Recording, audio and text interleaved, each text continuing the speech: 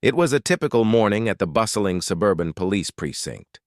Officers moved hurriedly through the halls, the hum of conversations and the sharp clatter of boots against the tile floor filling the air. The precinct was a world of authority, rank, and unspoken rules. Here, hierarchy wasn't just respected, it was enforced. Among the officers was Jack Reynolds, a seasoned cop in his 40s with a reputation that preceded him. Tall, broad-shouldered, and always the loudest voice in the room, Reynolds was known for his sharp tongue and condescending attitude. His arrogance had earned him both admirers and detractors, but he carried himself as though he was untouchable. That morning, amidst the usual commotion, a new face entered the precinct. Monica Davis, a confident black woman in her late 30s, walked through the doors, dressed in a simple but professional blazer and jeans. She carried herself with quiet authority, her eyes scanning the room with keen observation. Monica was here to begin her first day as the newly promoted deputy police chief, the first black woman to hold the position in the precinct's history.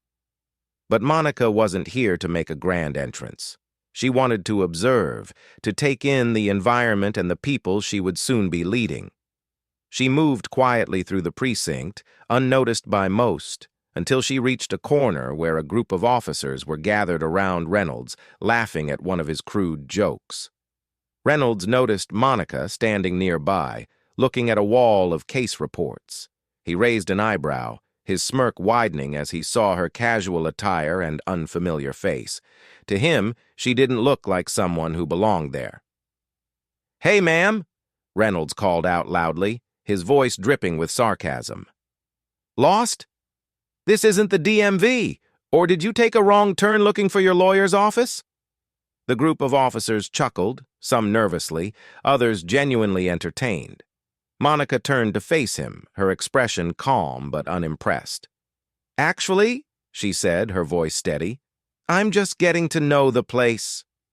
Reynolds crossed his arms, clearly enjoying the moment. "Oh, getting to know the place, huh? Well, let me give you some advice. Stay out of trouble and we won't have to see you back here." The laughter grew louder, and Monica simply smiled, a subtle but knowing smile that hinted at more than she was letting on.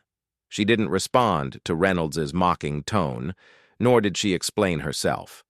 Instead, she gave a polite nod and walked away, leaving Reynolds and his group of officers behind.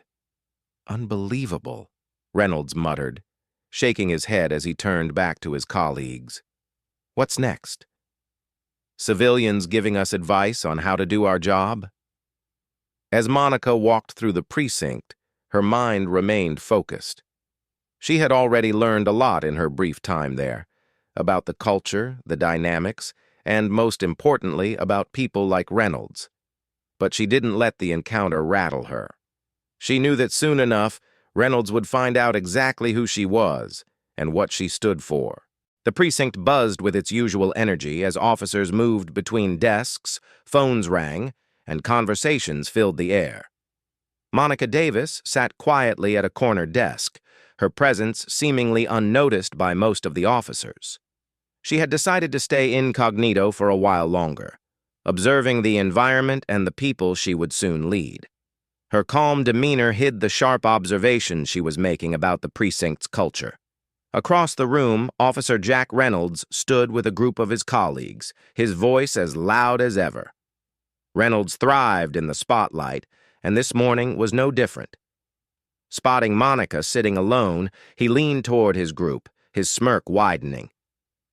"Looks like we've got another civilian snooping around," he said loudly enough for her to hear. "Probably here to complain about a parking ticket or something." The officers around him chuckled nervously, but none dared to say anything. Monica glanced in their direction, but kept her focus on the papers in front of her. Her silence only seemed to encourage Reynolds, who took it as an invitation to continue.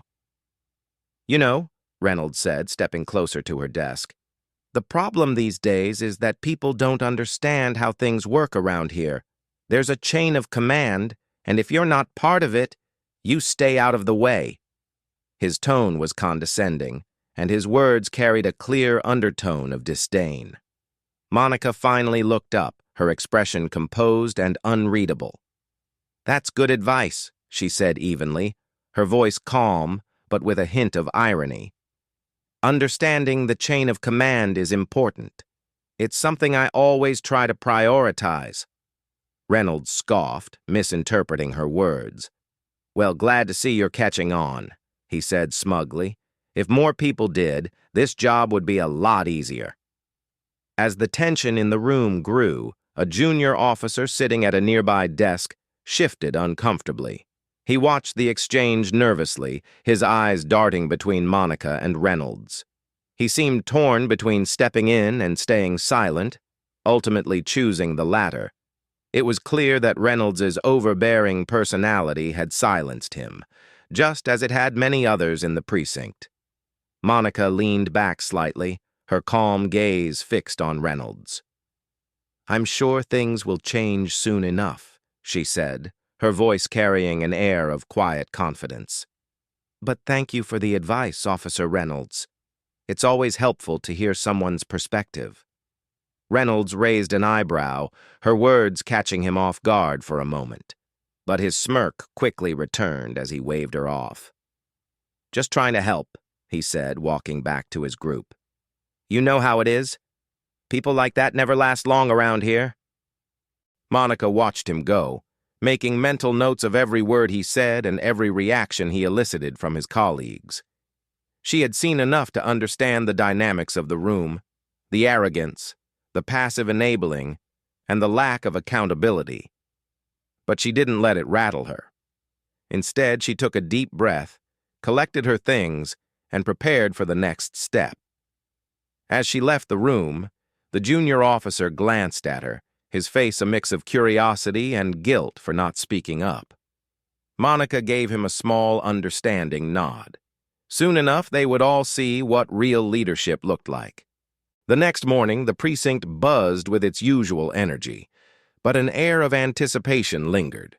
A mandatory staff meeting had been scheduled, and whispers circulated about the new deputy police chief who would be introduced today. Most of the officers hadn't met her yet, and speculations about her leadership style filled the room.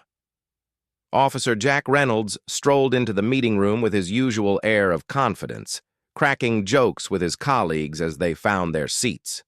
For him, this was just another routine meeting, nothing to be concerned about. As the clock struck 9 a.m., the room quieted. The door at the front of the room opened, and in walked Monica Davis, now in full uniform, her deputy chief badge gleaming under the fluorescent lights. Her posture was poised, her stride steady, and her expression one of calm authority. Reynolds froze mid-laugh, his face draining of color as he recognized her. His smirk faltered, replaced by a mixture of shock and discomfort. The woman he had mocked and dismissed just a day earlier now stood before him as his superior. The room was silent, the tension palpable, as Monica stepped up to the podium. "Good morning, everyone," she began, her voice steady and confident. "I'm Monica Davis, your new deputy police chief. I know many of you have heard about me, but today you'll hear directly from me about my expectations for this department." Her gaze swept across the room, landing briefly on Reynolds, who shifted uncomfortably in his chair. "This precinct has a proud history, but every organization can grow and improve. My priority as your deputy chief is to ensure that we operate with professionalism, fairness, and accountability, both to each other and to the community we serve." The room remained silent, officers listening intently as she continued. "Accountability doesn't just apply to those outside these walls, it applies to us as well. How we treat one another, how we handle power, and how we conduct ourselves reflects not just on us individually, but on this department as a whole." Reynolds leaned back in his chair, his arms crossed, trying to project indifference, but his discomfort was evident, and Monica didn't miss it. She paused for a moment, allowing her words to settle before adding, I've already had the opportunity to meet some of you, and I've observed a few dynamics here that need attention. Let me be clear. I will not tolerate disrespect, arrogance, or unprofessional behavior. That starts today. Reynolds sat up slightly, the color returning to his face as he forced a smirk. "With all due respect, Deputy Chief," he said, his tone carefully measured, "I think we all understand how to do our jobs. Sometimes people misinterpret certain interactions." Monica met his gaze, her expression unflinching. "I'm glad you brought that up, Officer Reynolds," she replied, her voice calm but pointed. "Misinterpretations often occur when there's a lack of professionalism. That's why I'm here to ensure clarity moving forward." The room tensed, a few officers exchanging nervous glances. Reynolds's attempt to downplay the situation had backfired, and he seemed to realize it. He leaned back again, staying silent this time. Monica continued, her focus returning to the rest of the room. "My door is always open for those who have concerns or suggestions. Leadership is about collaboration, and I value input from every member of this team. But let me be clear, I will also hold everyone accountable, including myself. We are here to serve and protect, and that begins with respecting one another." The meeting concluded shortly after, and officers began filing out of the room. Some nodded respectfully at Monica as they passed, while others avoided her gaze. Reynolds lingered, his expression unreadable as he glanced at her one last time before leaving. Monica stood by the podium, watching him go. She knew that this was only the beginning. The challenges ahead would require more than speeches and authority. But she was ready. She hadn't come this far to let people like Reynolds undermine what she stood for.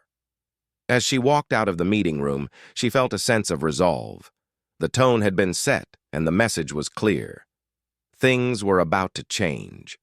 Monica Davis sat in her office, the precinct's emblem behind her, and a stack of personnel files on her desk.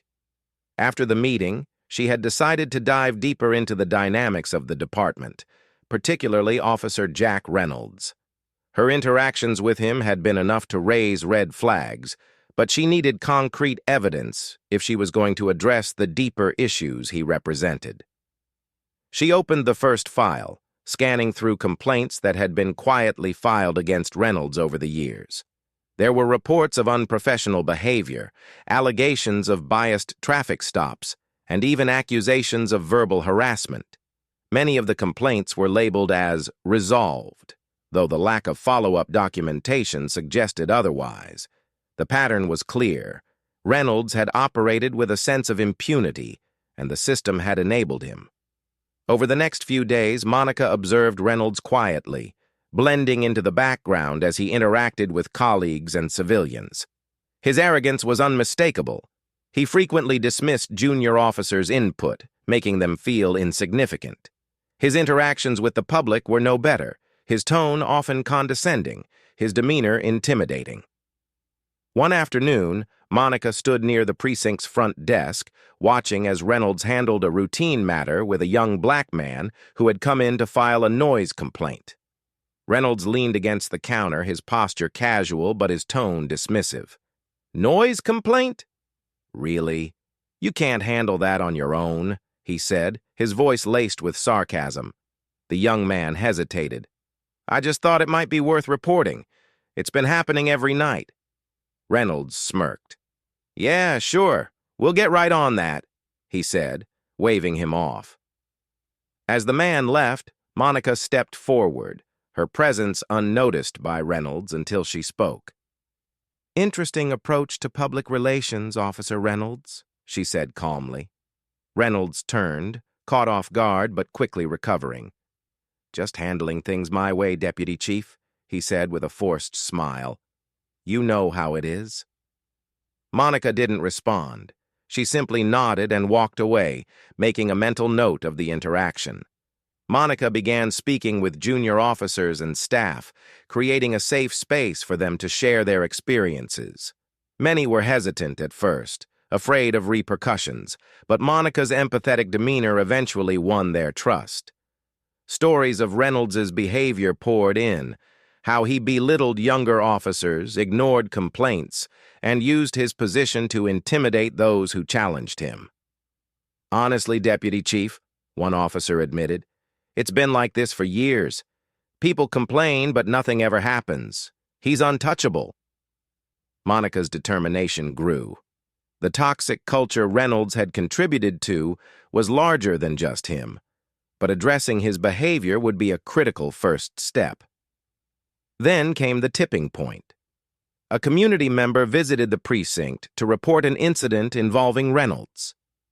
The man, visibly upset, described how Reynolds had stopped him for a supposed broken taillight late one night. During the stop, Reynolds had searched his car without consent, accused him of loitering, and threatened to arrest him when he questioned the stop. "I was terrified," the man said. "He kept saying things like, 'Don't make me put you in cuffs,' even though I wasn't doing anything wrong. I felt completely powerless." Monica listened carefully, taking detailed notes. This incident wasn't just about unprofessional behavior. It was about abuse of power. The man agreed to file a formal complaint, and Monica assured him it would be handled appropriately. With this incident as leverage, Monica compiled her findings, the complaints, the testimonies, and her own observations. The evidence painted a damning picture of Reynolds's behavior and the environment he had fostered. It was time to take action. That evening, Monica sat at her desk reviewing her notes one last time. The path ahead wouldn't be easy. Addressing issues like this rarely was. But she knew it was necessary. Reynolds wasn't just a problem for the department. He was a symbol of a larger issue that needed to be addressed. She closed the file, her resolve stronger than ever. Tomorrow she would confront Reynolds directly, armed with facts and the authority to hold him accountable. Monica Davis sat in her office, the dim glow of her desk lamp highlighting the stack of reports and complaints laid neatly in front of her. The door opened, and Officer Jack Reynolds stepped in, his usual confident swagger intact, though his face showed hints of unease. He had been summoned by the deputy chief herself, and he couldn't shake the feeling that this wasn't going to be an ordinary meeting. "Take a seat, Officer Reynolds," Monica said, her tone calm yet firm. Reynolds dropped into the chair across from her desk, leaning back casually in an attempt to mask his nervousness. "Deputy Chief," he began, "what can I do for you?" Monica placed her hands on the stack of documents and met his gaze. "We need to have a serious discussion about your conduct, Officer Reynolds. Over the past week, I've reviewed numerous complaints and reports involving you, and I've observed behavior that raises significant concerns." Reynolds scoffed lightly, sitting up straighter. "Complaints? Deputy, you know how it is. People don't like being told what to do, and they take it out on the person enforcing the law." Monica didn't waver. She opened one of the files, flipping it to a marked page. "This isn't about people not liking the law, officer. It's about a consistent pattern of unprofessional behavior, including verbal harassment, biased treatment of civilians, and abuse of authority during traffic stops." She slid the file toward him, pointing to specific incidents. "This complaint details how you stopped a man for a broken taillight, conducted an unauthorized search of his vehicle, and threatened him with arrest when he questioned you. Care to explain?" Reynolds leaned forward, glancing at the file. "Look, Deputy, I don't remember every detail of every stop, but if I pulled him over, I'm sure I had a good reason." Monica's eyes narrowed slightly. "A good reason? The man's taillight wasn't broken. We verified that through the precinct's records, and your threats to arrest him were completely uncalled for. You escalated the situation unnecessarily." Reynolds shifted in his seat, his confidence beginning to waver. "I was doing my job, Deputy Chief. Sometimes things get heated in the moment." Monica leaned forward, her tone sharp yet controlled. "Your job, Officer Reynolds, is to serve and protect, not intimidate and harass. Heated in the moment is not an excuse for abusing your authority." Reynolds's frustration bubbled to the surface. "With all due respect, Deputy Chief, I feel like I'm being targeted here. You've been watching me since the day you arrived. Is this about proving a point?" Monica sat back in her chair, her calm demeanor unshaken. "You're right, Officer Reynolds. I have been watching you. And do you know why? Because your behavior stood out for all the wrong reasons. It's my responsibility to ensure this department operates with integrity, and that starts with addressing problems like yours." Reynolds clenched his jaw, his usual bravado gone. "So, what's the plan? You're going to write me up? Suspend me?" Monica's gaze was steady. "That depends on you. Here's what's going to happen. You will immediately cease all unprofessional conduct. You will treat your colleagues and the public with respect, and you will adhere to the standards expected of every officer in this precinct. Failure to do so will result in disciplinary action, up to and including termination. Is that clear?" Reynolds stared at her, his pride visibly bruised. "Crystal clear," he muttered through gritted teeth. Monica didn't let up. "This isn't a punishment, Officer Reynolds. This is an opportunity for you to reflect and improve. Leadership isn't about authority. It's about responsibility. And as long as you wear that badge, you have a responsibility to uphold the values it represents." Reynolds stood, nodding stiffly. "Understood, Deputy Chief," he said, though his tone lacked sincerity. Monica watched him leave, her expression thoughtful. She knew he wasn't fully convinced, but she also knew that accountability was a process, not an instant transformation. The seed had been planted, and now it was up to Reynolds to decide whether he would grow or wither. As the door closed behind him, Monica leaned back in her chair, letting out a slow breath. The confrontation had been necessary, but it was only the beginning. True change would take time, persistence, and a willingness to stand firm in the face of resistance. And Monica Davis was ready for it. Weeks passed, and the precinct began to feel different. The once overbearing presence of Officer Jack Reynolds had softened, though grudgingly at first. He carried himself with less arrogance, his interactions with colleagues and civilians noticeably more measured. The officers who had once been intimidated by him started noticing subtle changes, an acknowledgement here, a more respectful tone there. It wasn't a complete transformation, but it was a start. Reynolds still had his moments of resistance, but Monica Davis kept a watchful eye, offering guidance when needed and accountability when required. One day, during a routine meeting, he quietly approached her afterward. "Deputy Chief," he said, his voice uncharacteristically humble, "I wanted to say, I've been trying. I know I've got a lot to work on, but I wanted you to know I'm making the effort." Monica nodded, her expression calm but encouraging. "That's good to hear, Officer Reynolds. Change isn't easy, but it's necessary. Keep at it." Monica spent her days leading by example, ensuring her expectations for professionalism and fairness weren't just words, but actions. She made it a priority to connect with every member of the department, creating an environment where officers felt valued and heard. Junior officers who had once felt powerless began to find their voices, confident that their concerns would be taken seriously. The department's culture slowly began to shift. Regular training sessions on bias and professionalism were introduced, fostering conversations that hadn't been possible before. Officers started holding each other accountable, understanding that respect for their colleagues and the community was non-negotiable. The changes were gradual, but they were real. One afternoon, Monica stood in her office, gazing out the window at the precinct courtyard below. She reflected on the journey that had brought her here, the challenges she'd faced, the resistance she'd overcome, and the victories, both big and small. Leadership, she realized, wasn't about enforcing authority. It was about inspiring others to do better.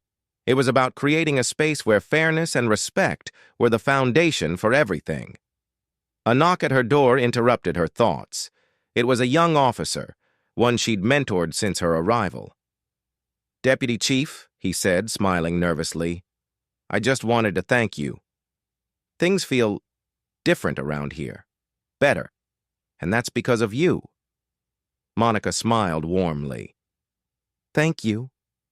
But remember, change doesn't happen because of one person. It happens because we all decide to make it happen." The story came to a close with Monica walking through the precinct. The once tense atmosphere had lightened, officers greeting her with respect and admiration as she passed. Some nodded, others smiled, and a few stopped to exchange brief, friendly words. Even Reynolds gave her a polite nod from across the room, a gesture that carried more meaning than words. As Monica stepped outside, the sun cast a warm glow over the precinct. Her presence symbolized more than just her title. It represented a turning point, a shift toward a culture of integrity, inclusivity, and accountability. She knew the work wasn't finished, but she also knew that progress had been made. With a deep breath and a satisfied smile, Monica Davis walked away, her footsteps steady and purposeful. The journey was far from over, but today it felt like a victory worth celebrating.